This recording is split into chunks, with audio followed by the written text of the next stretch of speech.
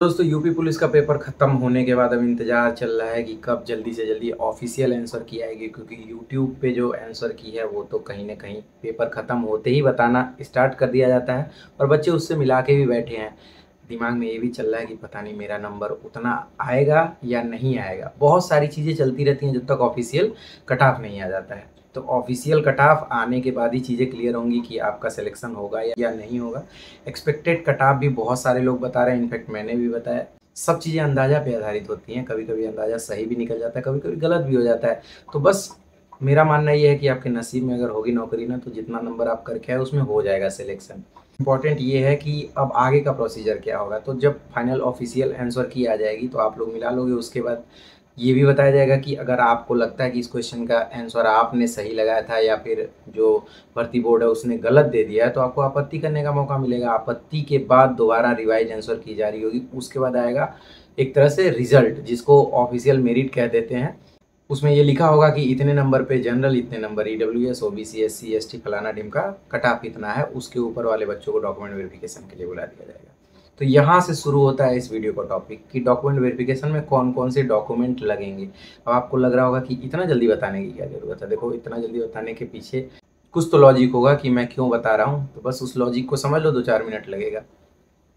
Document verification में क्या क्या डॉक्यूमेंट लगेंगे उसको अभी बताने का राज ये है कि अगर कोई डॉक्यूमेंट में आपका प्रॉब्लम है या फिर कोई डॉक्यूमेंट मौके पे नहीं मौजूद है, तो आप उसको अरेंज कर सकते हो, आप उसमें करेक्शन करा सकते हो। तो चलो एक बार डिटेल में आपको बताते हैं कि डॉक्यूमेंट वेरिफिकेशन में क्या क्या चीज़ें लगेंगी।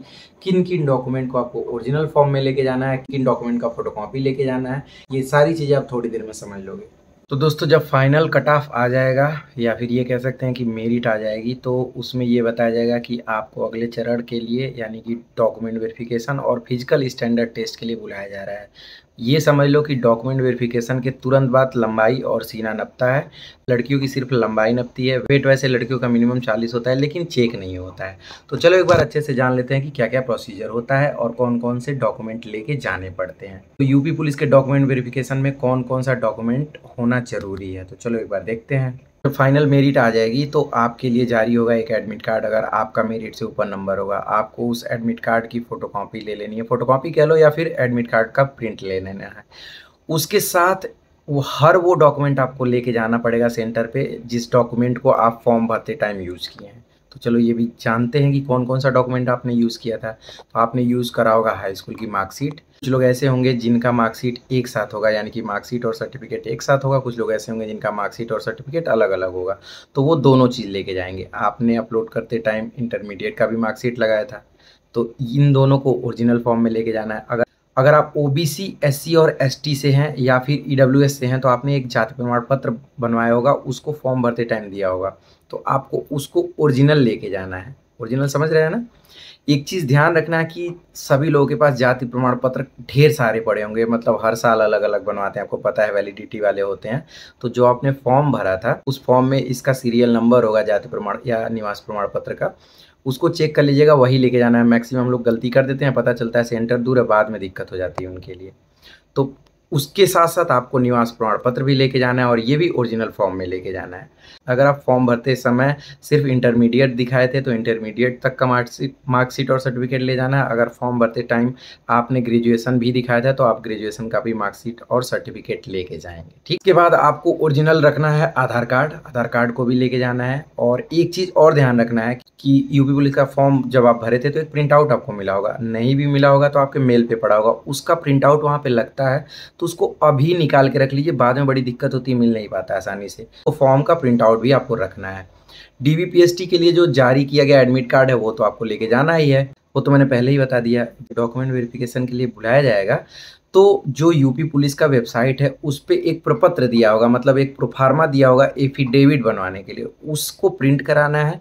अपने नज़दीकी तहसील पे जाना है, वहाँ पे कह देना भैया इसका एफिडेविट बना दो 10 रुपये वाला या फिर 100 रुपये वाला, जितने रुपये वाला होगा लिखा होगा उस पर, लेके जाएंगे। उसमें सारे डिटेल आपके भरे जाते हैं, करने के बाद एफिडेविट बन जाता है। एफिडेविट भी साथ में आपको लेके आना है। ठीक, उसके बाद आपको करेक्शन एफिडेविट लगाना पड़ेगा, वो भी तब जब आपके किसी डॉक्यूमेंट में नाम या फिर कुछ चीज़ें गलत नहीं होती स्पेलिंग वाली शायद, क्योंकि हाई स्कूल के बेस पे मिलाया जाता है। तो अगर कुछ गलत है तो करेक्शन एफिडेविट बनता है, वो भी तहसील पे बन जाएगा, उसको आपको लेके आना है।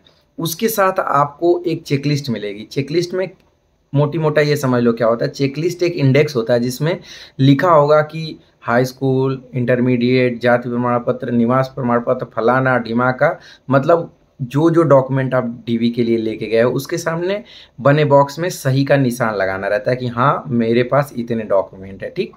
तो ये सारे डॉक्यूमेंट तो आपको लेके जाने हैं। इन डॉक्यूमेंट की 2 फोटोकॉपी लेके जानी है। 2 फोटोकॉपी का मतलब क्या होता है? 2 सेट आपको फोटोकॉपी करानी है। एक सेट फोटोकॉपी पे आपको खुद का सिग्नेचर करना है जिसको कहते हैं स्वप्रमाणित, ठीक है? एक वैसे ही लेके जाना है। तो मतलब कुल मिला के ओरिजिनल फॉर्म में इतने डॉक्यूमेंट, बाकी 2 सेट फोटोकॉपी लेके जानी है। जब आप सेंटर पे पहुँचोगे तो वहाँ लाइन लगवा के बैठा दिया जाएगा। जैसे अलग-अलग टेंट पड़ा रहता है कि टेंट नंबर ये 1 है या फिर ये 2 है, लाइन लगवा के बैठा दिया जाएगा, ठीक? लड़कियों को अलग और लड़कों को अलग। फिर रोल नंबर के साथ बुलाया जाएगा कि ये आए। आप जब जाओगे तो जब आप काउंटर पे जाओगे तो सबसे पहले आपका थंब चेक करेंगे। थंब का मतलब कि आप ही वो कैंडिडेट हैं जिसने पेपर दिया था कि नहीं, क्योंकि जो ही आपका थंब लगेगा तुरंत सब डिटेल खुल के आ जाएगा। इसके बाद ही आपका डॉक्यूमेंट चेक करेंगे। आपका डॉक्यूमेंट लेंगे ओरिजिनल वाला, ओरिजिनल मिलाएंगे आपने जो फॉर्म भरा था उससे। कहीं कुछ गलत होता है तो आपको बताएंगे। अगर आपको पहले से पता है कि आपके डॉक्यूमेंट में कोई प्रॉब्लम है तो आप करेक्शन एफिडेविट ज़रूर लगा लीजिएगा।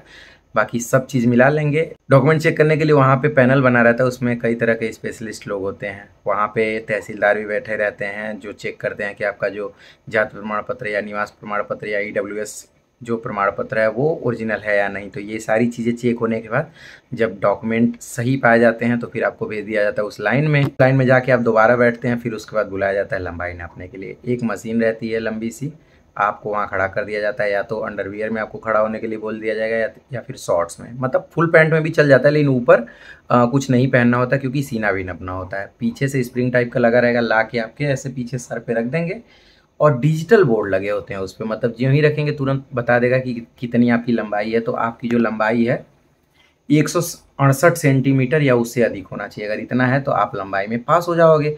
उसके बाद एक और चेक करने वाले रहेंगे, उनके पास रहेगा फीता। वो कहेंगे कि एक काम करो, सीना मैं आपका नापूंगा। तो एक बार बिना फुलाए नापेंगे। बिना फुलाए में अगर आपका हो जाता है फिर कहेंगे कि अब सीना फुलाओ, तो फिर सीना फुला के 5 सेंटीमीटर होना चाहिए, वो नापेंगे। उसके बाद अगर इन सब चीज़ों में आप पास हो गए तो कहेंगे कि आप इंतज़ार करो। जब जब सब लोगों का ये प्रोसीजर कंप्लीट हो जाता है उसके बाद फिर एक लिस्ट लगती है जिसमें दिया जाता है कि कितने लोग आज के डीवीपीएसटी में पास हो गए। फिर समझ लो अगर उसमें आपका नाम आ गया तो उसके बाद आपको बुलाया जाएगा रनिंग के लिए। तो बस कुल मिला के डीवीपीएसटी में यही प्रोसीजर होता है और सिर्फ इतने ही डॉक्यूमेंट लगते हैं। अगर इस बार कुछ चेंज होता है, क्योंकि इसके पहले वाली वैकेंसीज़ में यही लगे थे, अगर इस बार कुछ चेंजेज होते हैं तो वो आपको समय रहते वीडियो के माध्यम से बता दिया जाएगा। तो उम्मीद है कि आपको बहुत अच्छे से समझ में आ गया होगा और बहुत डिटेल में समझ में आ गया होगा कि कौन कौन से डॉक्यूमेंट आपको लेके डॉक्यूमेंट वेरिफिकेशन में जाने हैं। वहाँ पे जाते ही आपको अच्छे से पता है कि डीवी और पीएसटी दोनों एक साथ हो जाता है। डॉक्यूमेंट चेक होता है, उसमें आप अगर सही पाए गए तो लंबाई और सीना चेक हो जाता है और उसके बाद क्लियर बता दिया जाता है कि भैया लिस्ट लग गई है, इसमें आपका देख लीजिए आप चयनित हो गए हैं, मतलब आपको बुलाया जा रहा है रनिंग के लिए। तो बस इतने डॉक्यूमेंट को अभी से रेडी करो। अगर आपको लगता है कि आपका सिलेक्शन हो सकता है तो दिक्कत क्या है, बस उम्मीद बनाए रखिए और अभी भी ऊपर वाले के ऊपर भरोसा करिए। पेपर अच्छा ही हुआ है आप लोगों का। जिनके नसीब में ये वर्दी नहीं होगी ना, वो कितना भी मेहनत किए होंगे उनका सिलेक्शन इसमें नहीं हो पाएगा। तो बस यही आप लोगों को बताना था। बाकी यूपी पुलिस या फिर और भी गवर्नमेंट जॉब से रिलेटेड वीडियो आती रहेंगी। अगर आपको लगता है पर्टिकुलर किसी एक टॉपिक पे वीडियो चाहिए तो आप कमेंट में भी बता सकते हैं, मैं ज़रूर आप लोगों के लिए कोशिश करूँगा। बाकी चैनल पे छोटे छोटे शॉर्ट्स के माध्यम से वीडियो आते रहते हैं जो आपके लिए बहुत ही हेल्पफुल साबित होंगे। तो अगर आपको मेरा प्रयास सही लगता है कि मैं थोड़ा बहुत आपका हेल्प कर पाता हूँ, तो आप वीडियो को लाइक ज़रूर करिएगा और चैनल को सब्सक्राइब कर लीजिएगा। मिलते हैं अगले वीडियो में, तब तक अपना ध्यान रखिएगा। Bye bye.